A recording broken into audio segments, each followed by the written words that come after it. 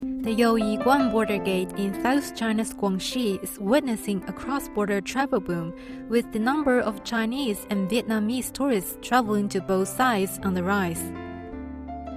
我是第二次来，非常激动，就想出去看一下，看看几个国家的发展。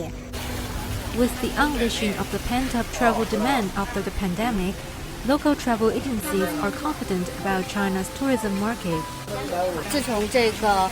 跨境旅游业恢复了之后，我们就是对这个旅游市场的话呢，这个回暖的这个信心呢就越来越强了。一直找我们报名的游客的话，比往年的话增进了差不多有30%左右的，是相比我们在19年之前，就是疫情之前，然后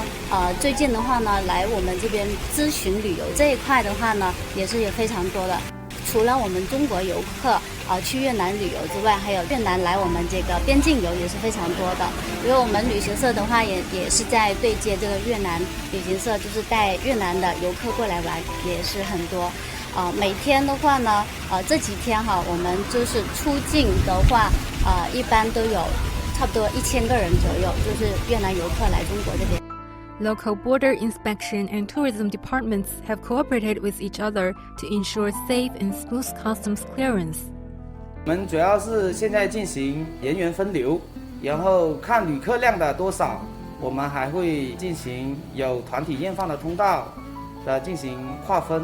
这里主要是给第一次进入我国的外国籍人员进行指纹的预留采集，主要是为了方便外国旅客快速通关。